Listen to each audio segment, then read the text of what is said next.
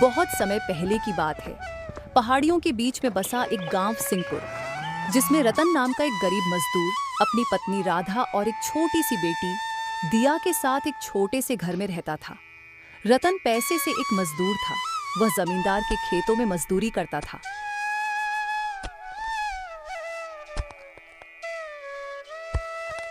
और रतन की जो भी कमाई होती थी उससे राधा कैसे भी करके अपने घर का गुजारा करती थी। गरीब होने के बाद भी उनमें आपस में बहुत ज्यादा प्रेम था।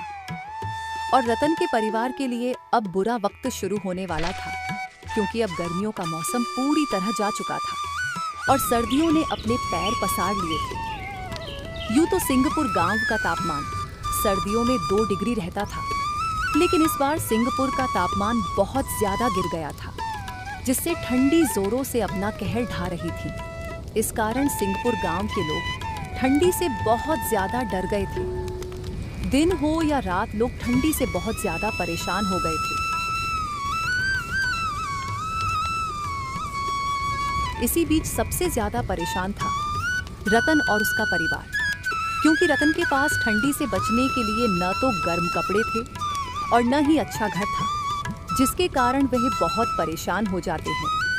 इस कड़कती ठंड में उनके पास आग ही एकमात्र सहारा था और वह लोग आग जलाकर ठंड से बचारा कर रहे थे। हे भगवान, यह कैसी लीला है आपकी। इस बार तो ठंडी से तो हाल मौत से बदतर हो गया है। देख रही हो राधा, इस साल कितनी ज़्यादा ठंड पड़ रही है। लगता है अब जान ही निकलेगी। इस ठंडी में तो काम करना बहुत ही मुश्किल हो गया है। बाहर निकलते ही हाथ पैर ठंड के मारे अकड़ने लगते हैं। इतनी ठंडी में तो बाहर निकलने का मन ही नहीं करता। पता नहीं इस साल की ठंडी कैसे कटेगी। मन तो करता है कि इस आग से लिपट जाए, ताकि कुछ तो आराम मिले। हाँ जी, आप ठीक कहते हो। इस साल तो ठंड कुछ ज़्यादा ही पड़ रही है। मैंने तो पहली बार ऐसी ठंडी देखी है। मेरे तो हाथ पैर सुन्न हो गए हैं। ना जाने ये ठंड कैसे कटेगी। हम तो घर पर रहते हैं, लेकिन आप तो ज़मींदार जी के खेतों में काम करने जाते हो, तो आपका तो बहुत बुरा हाल हो जाता है। आप एक काम करो, आज आप घर पर ही ठहर जाओ। जब ठंडी कम हो जाए तब काम पर चले जाएं। नहीं भाग्यवान, घर पर ठहरने से कैसे काम चलेगा। अगर मैं आज ठंडी से डरकर घर पर रुक गया तो ज़मींदार जी बहुत गुस्सा होंगे और मुझे काम से निकाल देंगे। और साथ में काम करने से ही तो हमारे घर चूल्हा जल पाता है। अगर मैं घर पर रुक गया ना भाग्यवान, तो इन सर्दियों में हम भूखे मर जाएंगे। इसलिए काम पर तो जाना पड़ेगा। हाँ जी, ये तो आप ठीक कहते हो। आप अपना ध्यान रखना और आप शाम को जल्दी घर वापस आ जाना। अरे भाग्यवान, तुम मेरा कितना ख्याल रखती हो। मैं कितना खुश नसीब हूँ जो तुम जैसा हमसफ़र मिला। भगवान करे तुम्हारे जैसी पत्नी सभी को मिले। अजी, आप कैसी बातें करते हो। भला आपका ध्यान मैं नहीं रखूंगी तो कौन रखेगा। हमारा तो सब कुछ आप ही हो। मैं आपकी पत्नी हूँ, तो मेरा कर्तव्य है आपका ख्याल रखना। अच्छा अच्छा, ठीक है भाग्यवान, अब मैं चलता हूँ। तुम अपना और दिया का ध्यान रखना। आज सर्दी बहुत ज़्यादा है। ठीक है जी, आप भी अपना ध्यान रखना और शाम होने से पहले घर लौट आना। ऐसा बोलकर रतन घर से बाहर निकल जाता है और बाहर निकलकर देखता है कि ठंडी बहुत जोरों से अपना कहर ढा रही थी। आसमान से बर्फ के बड़े बड़े टुकड़े गिर रहे थे, जैसे प्रकृति भी किसी कड़ी परीक्षा की तैयारी में हो। रतन के पास पहनने को एक भी गर्म कपड़ा नहीं था। वह सिर्फ अपनी पुरानी धोती और कुर्ते में सिमटा हुआ था। ठंड की तीव्रता से उसका पूरा शरीर कांप रहा था। होंठ नीले पड़ने लगे थे, लेकिन चेहरे पर एक अडिग संकल्प था। हे भगवान, ये आपकी कैसी परीक्षा है। बाहर तो हड्डियां गला देने वाली ठंड है। इतनी ठंड में बाहर कदम रखना तो जैसे असंभव सा लग रहा है, लेकिन मैं हार मानने वालों में से नहीं हूँ। ये ठंड मुझे रोक नहीं सकती। ऐसा बोलकर रतन अपने घर से चल पड़ता है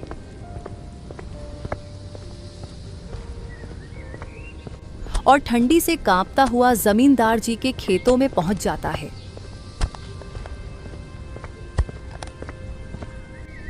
रत्न खेतों में पहुंचकर काम पर लग जाता है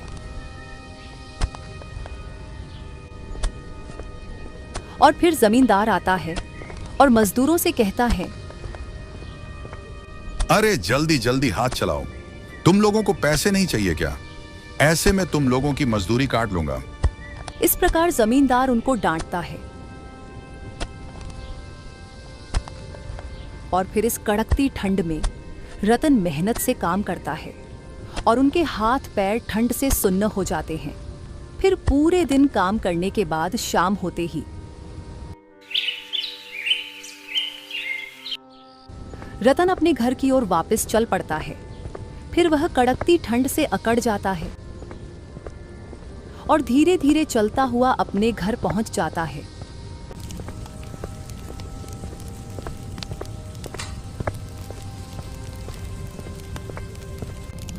अजी आ गए आप? बहुत देरी कर दी आज आपने आने में। हाँ भाग्यवान, आज खेतों में काम बहुत ज़्यादा था तो थोड़ी देरी हो गई।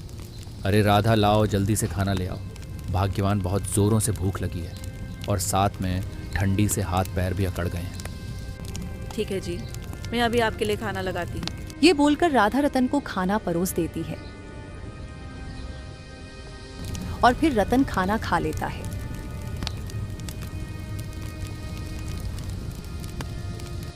और वह सो जाता है। फिर अगले दिन सुबह होते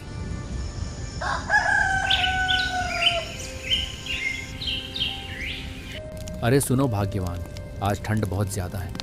तुम आग जलाओ, मेरे हाथ पैर सुन्न हो गए हैं और साथ में खेतों में भी काम करने जाना है। ठीक है जी, मैं अलाव जलाती हूँ, आप थोड़े हाथ पैर सेक लो, फिर काम पर चले जाना। इस प्रकार वे अलाव जलाकर इस कड़कती ठंड से बचारा कर रहे थे और फिर ऐसे में रतन को काम पर जाने से देरी हो जाती है। और फिर रतन, अरे भाग्यवान, आज बहुत देर हो गई है, आज जमींदार जी गुस्सा करेंगे। ठीक है भाग्यवान, अब मैं चलता हूँ। ऐसा बोलकर रतन घर से बाहर निकल जाता है और इस कड़कती ठंड में कांपता हुआ जल्दी जल्दी खेतों की तरफ जाता है। फिर रतन जमींदार जी से डरता हुआ खेतों में पहुंच जाता है। फिर जमींदार रतन पर गुस्सा होता है और कहता है, अरे तुम्हारे बाप का खेत है क्या? जब तुम्हारा मन करे तब आओ। मालिक, आज ठंड बहुत ज़्यादा थी तो देरी हो गई। अरे ये तुम्हारा रोज का बहाना है, मैं तुम्हारी आज की मजदूरी काट लूंगा। अरे मालिक, ऐसा मत करो, कुछ तो रहम करो, इस गरीब का क्या होगा। इस प्रकार जमींदार रतन को डांटता है और फिर जमींदार बहुत ज्यादा गुस्सा हो जाता है और रतन को काम से निकाल देता है। फिर रतन के लाख जतन करने पर भी जमींदार रतन की एक नहीं सुनता है। फिर रतन बहुत ज्यादा उदास हो जाता है और अपने घर वापस आ जाता है। फिर राधा रतन से पूछती है, अरे आप इतनी जल्दी कैसे आ गए? क्या हुआ जी, सब ठीक तो है ना? अरे भाग्यवान, आज काम पर देरी से गया था तो जमींदार जी ने मुझे काम से निकाल दिया है। अब हम क्या करेंगे भाग्यवान, हमारा गुजारा कैसे होगा? ऐसे में ठंड से और साथ में भूख से भी मारे जाएंगे। अब क्या करूं, मुझे कुछ समझ नहीं आ रहा है। अजी, ये तो बहुत बुरा किया जमींदार जी ने, लेकिन आप चिंता मत करो, आपको कोई ना कोई काम मिल जाएगा। अरे भाग्यवान, अब मुझे कौन काम देगा? अजी, आप उदास मत होइए, हम एक काम करते हैं, अपन समोसे की दुकान लगाते हैं। मुझे समोसे बनाने आते हैं, मैं आपको समोसे बनाकर दूंगी और आप उनको बाजार में बेच देना। हाँ भाग्यवान, ये सही रहेगा। तुम समोसे बनाना और मैं उनको बाजार में बेचूंगा। हाँ जी, अभी सर्दी का मौसम है और इस मौसम में समोसे भी बहुत ज़्यादा बिकेंगे। हम कल से ही यह काम शुरू कर देते हैं। इस प्रकार वे दोनों आपस में बातचीत करते हैं और समोसे की दुकान लगाने की सोचते हैं। फिर अगले दिन सुबह होते ही राधा समोसे बनाने लगती है और उन समोसों को रत्न बाजार में बेचने जाता है। और फिर रतन, इस प्रकार रतन आवाज लगाता है और समोसे बेचता है। फिर लोग रतन के पास आते हैं और समोसे लेते हैं।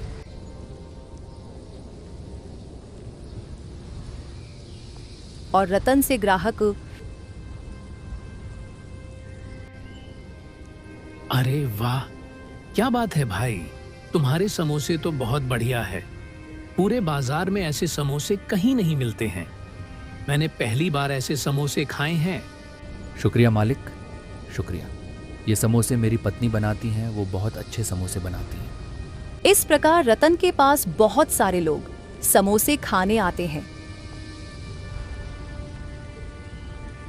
क्योंकि रतन की पत्नी ने बहुत अच्छे समोसे बनाए थे तो सभी लोग खाने आते हैं और सभी तारीफ भी करते हैं। इस तरह रतन पूरे दिन समोसे बेचने के बाद शाम होते ही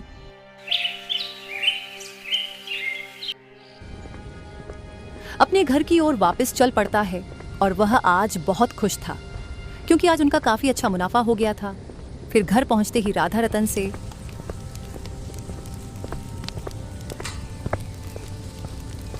अजी आप आ गए। आज का दिन कैसा रहा जी? और कितने के समोसे बिके हैं? अरे भाग्यवान, आज का दिन बहुत अच्छा रहा है और समोसे भी बहुत सारे बिके हैं। साथ आज मुनाफा भी अच्छा खासा हुआ है। मैंने कहा था ना जी कि सर्दियों में समोसे अधिक बिकेंगे। हाँ भाग्यवान, तुमने सही कहा था। आज तो कमाल हो गया था। सबसे ज़्यादा भीड़ आज हमारी दुकान पर ही थी। साथ में सभी लोग हमारे समोसों की तारीफ कर रहे थे। इस प्रकार रतन और उसकी पत्नी राधा आपस में बातचीत करते हैं।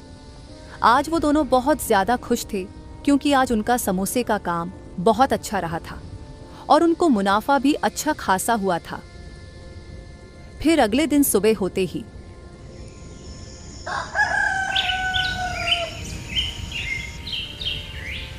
रतन वापस अपने काम पर चल पड़ता है और अपनी दुकान पर जाता है। फिर वह इस कड़कती ठंड में पूरे दिन समोसे बेचता है और अच्छा खासा मुनाफा कमा लेता है। फिर ऐसे ही रतन का काम बहुत अच्छा चलता है और वह समोसे बेचकर अच्छा खासा मुनाफा कमा लेता है। रतन की दुकान पर हमेशा भीड़ रहती थी